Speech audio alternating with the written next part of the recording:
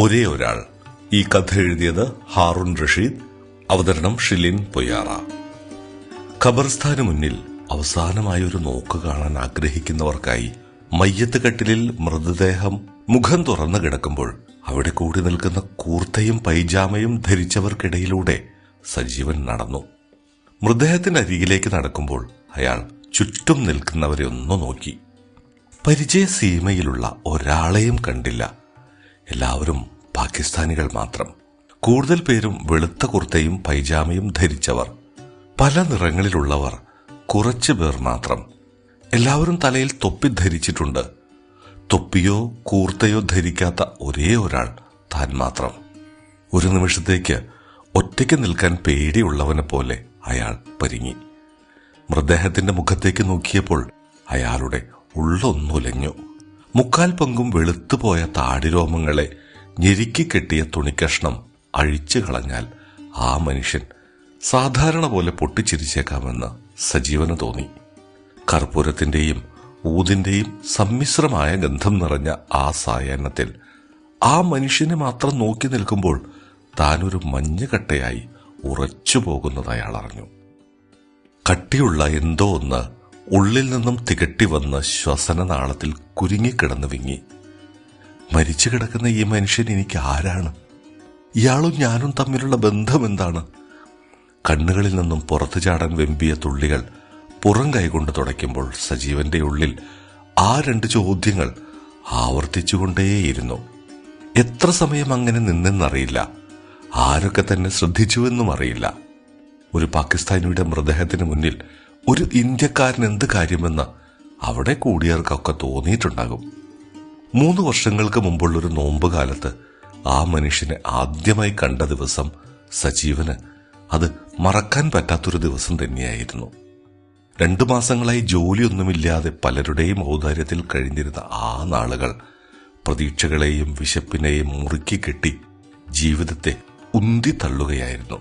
മസ്കറ്റിലെ ഒരു ഇടുങ്ങിയ തെരുവിലൂടെ നടക്കുമ്പോൾ എതിരെ വന്ന പാകിസ്ഥാനി ഒരു പൊതി തനിക്ക് നേരെ നീട്ടി. അത് വാങ്ങാൻ മടിച്ചപ്പോൾ നിർബന്ധിച്ച് അത് കയ്യിൽ പിടിപ്പിച്ചു.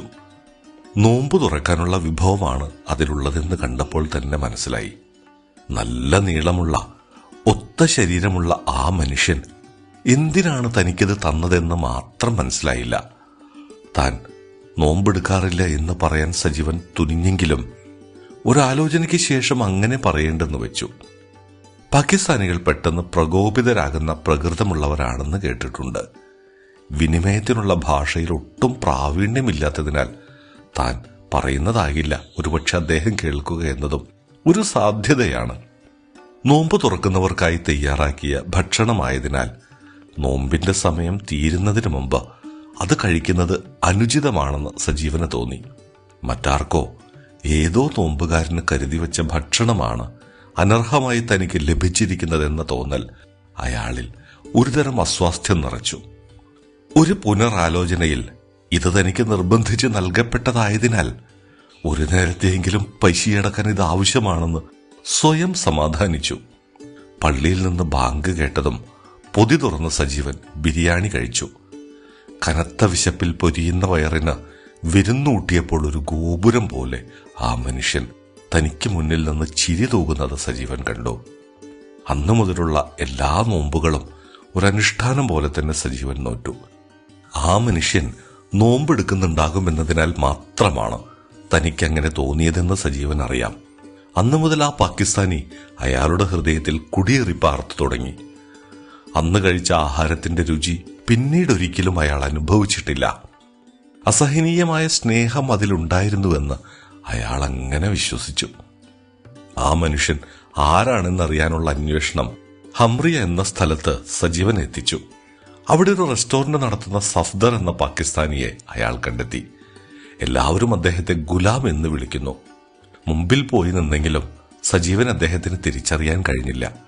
എന്ത് വിളിക്കണമെന്നറിയാതെ കുഴങ്ങി നിൽക്കുമ്പോൾ ആരോ അദ്ദേഹത്തെ ചാച്ച എന്ന് വിളിക്കുന്നത് കേട്ടു. സജീവനും അദ്ദേഹത്തെ ചാച്ച എന്ന് വിളിച്ചു. നോമ്പുകാലത്ത് പലർക്കും ഭക്ഷണപ്പൊതി കൊടുക്കുന്ന കൂട്ടത്തിൽ തനിക്കും തന്നു. അദ്ദേഹത്തിന് കാര്യം അത്രയേ ഉള്ളൂ. എന്നാൽ തനിക്കോ? ജോലിയും കൂലിയും ഇല്ലാതെ നടന്ന ഒരാൾക്ക്, പണത്തിനും അന്നത്തിനും വഴിയില്ലാത്ത ഒരാൾക്ക് അതിലൊന്ന് കിട്ടുമ്പോഴുള്ള ആശ്വാസം അത് ചെറുതല്ല. അതും തൊഴിൽ തേടി വന്ന അന്യനാട്ടിൽ, സ്വന്തം നാട്ടുകാരൻ പോലുമല്ലാത്ത അപരിചിതനായ ഒരാളിൽ നിന്നും തന്റെ ജീവിതത്തിൽ ഇടപെട്ട ഒരാളാണ് ആ വലിയ മനുഷ്യൻ. നാട് വിട്ടിവിടെ വന്നപ്പോഴാണ് പല രാജ്യക്കാരെയും ആദ്യമായി കാണുന്നത് തന്നെ. നാട്ടിൽ നിന്ന് കേട്ടിട്ടുള്ള പല കാര്യങ്ങളും ഭീകരമായ നുണകളായിരുന്നു എന്ന തിരിച്ചറിവുണ്ടായത് ഇവിടെ വന്നപ്പോഴാണ്.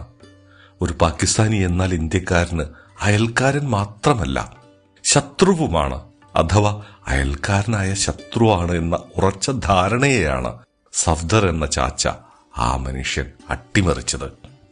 ജീവിതത്തിന്റെ രമ്പലിനിടയിൽ വലിയ ഇടവേളകളുണ്ടായിരുന്നുവെങ്കിലും വല്ലപ്പോഴും വഴികളിൽ വെച്ച് സജീവൻ അദ്ദേഹത്തെ കണ്ടു. ചാച്ച എന്ന് വിളിക്കുമ്പോഴെല്ലാം തന്നെ ഓർത്തെടുക്കാൻ അദ്ദേഹം ശ്രമിച്ചെങ്കിലും ഒരിക്കൽ പോലും അതിന് കഴിഞ്ഞിട്ടില്ല. ഒരിക്കൽ അദ്ദേഹത്തിന്റെ റെസ്റ്റോറന്റിൽ പോയി കണ്ടപ്പോൾ ഭക്ഷണം കഴിക്കാൻ നിർബന്ധിച്ചു. തന്തൂർ റൊട്ടിയും കടായി ചിക്കനും മുന്നിൽ കൊണ്ടുവച്ച് സ്നേഹത്തോടെ പുഞ്ചിരിച്ചു. ഒഴിഞ്ഞു മാറാനാകില്ലെന്നറിയാമായിരുന്നതിനാൽ നിറഞ്ഞ മനസ്സോടെ അത് കഴിച്ചു. ക്യാഷ് കൗണ്ടറിലുണ്ടായിരുന്ന പയ്യൻ കാശ് വാങ്ങാൻ തയ്യാറായില്ല. തന്റെ ദാരിദ്ര്യവും പട്ടിണിയും അറിഞ്ഞുകൊണ്ടാണോ അദ്ദേഹം ഇങ്ങനെ പെരുമാറുന്നതെന്ന് അത്ഭുതം തോന്നി. അതോ എല്ലാവരോടും ഇങ്ങനെ തന്നെയാണോ? തന്റെ വിഷമതകളൊന്നും ഇതുവരെ അദ്ദേഹത്തോട് വെളിപ്പെടുത്തിയിട്ടില്ലല്ലോ.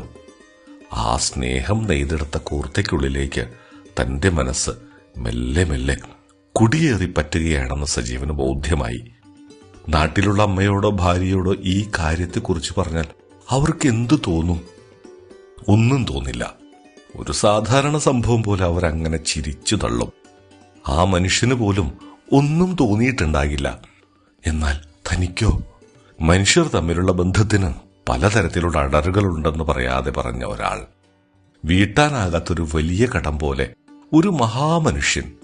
കുറെ കാലമായി അദ്ദേഹത്തെ അടുത്തറിയുന്ന ഒരാളിൽ നിന്നാണ് അദ്ദേഹത്തിന്റെ വേദനകളെക്കുറിച്ച് സജീവൻ അറിഞ്ഞത്.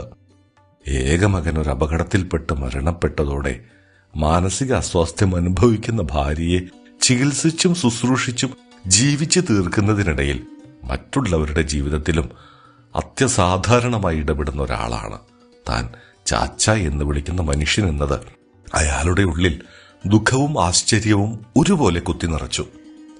സ്നേഹിച്ച് മതിവരും മുമ്പേ തന്നെ വേർപെട്ടുപോയ മകന് നൽകാൻ ബാക്കി വെച്ച സ്നേഹമാണോ അദ്ദേഹം തനിക്ക് നൽകുന്നത്? ആ മനുഷ്യനിതാ നിശ്ചലനായി ഇവിടെ കിടക്കുകയാണ്. താളം തെറ്റിയ മനസ്സും ജീവിതവുമായി കഴിയുന്ന അദ്ദേഹത്തിന്റെ ഭാര്യ എവിടെയാണിപ്പോൾ? ആരോട് ചോദിച്ചാലും ഉത്തരം കിട്ടണമെന്നില്ല. ഇനി അധിക സമയമില്ല. അവസാനമായി എത്തേണ്ടവരും എത്തിക്കഴിഞ്ഞു. ചിലർ പ്രാർത്ഥനകൾ ഉരുവിടുന്നുണ്ട്.